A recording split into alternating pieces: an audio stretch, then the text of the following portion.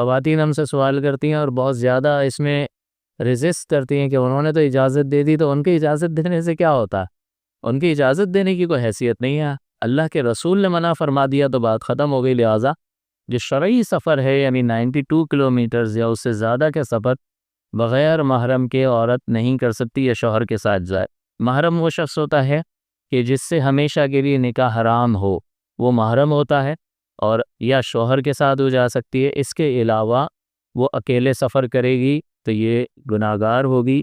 بہرحال اگر وہ وہاں پہنچ گئی اور وہاں پہنچ کر اس نے حج فرض کی نیت سے حج ادا کر لیا تو اس کا فرض تو ادا ہو جائے گا، لیکن بہرحال وہ گناہگار ہوگی، تو وہاں نیکیاں کمانے گئی ہے یا گناہ کرنے گئی ہے؟ تو لہٰذا اس صورت میں زیادہ بحث بھی نہیں کرنی چاہیے، اعتراض کرنا چاہیے، انتظار کرنا چاہیے۔ بعض اوقات بعض عورتوں کے پاس محرم نہیں ہوتا تو کہتے ہیں ہمارا دل کرتا ہے ہم نہ جائیں۔ آپ کے لیے آزمائش ہے، اللہ کے حکم کو پورا کرنا ہوگا آپ کو۔ اگرچہ آپ کے پاس مال ہے، آپ جا سکتے ہیں، لیکن اللہ تعالیٰ نے ایک شرط رکھ لی ہے۔ اب اگر اللہ سے محبت ہے اور اللہ کے حکم کی قدر کرتی ہیں تو پھر وہاں کیا کرنے جا رہی ہیں؟ اللہ کو راضی کرنے۔ تو اللہ تو آپ سے اس صورت میں راضی ہے، یہاں پر رک جائیں آپ۔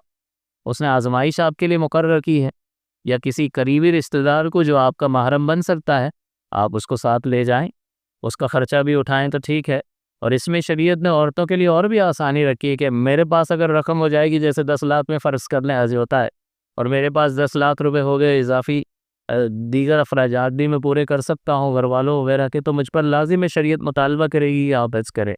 لیکن عورت جو ہے اگر اس کا کوئی محرم جانے والا نہیں ہے تو شریعت اس سے کہے گی کہ تمہارے اپنے پیسے بھی تمہارے پاس ہونے چاہیے، اور کسی کو ساتھ لے جانے کے بھی پیسے ہوں گے، تب شریعت اس سے مطالبہ کرے گی کہ اب تم حج پر جاؤ۔ تو شریعت نے تو اس کے لیے آسانی کر دی کہ آپ کے پاس 2 بندوں کے پیسے ہوں گے تب آپ سے شریعت ادائیگی کا مطالبہ کرے گی، اس سے پہلے نہیں کرے گی۔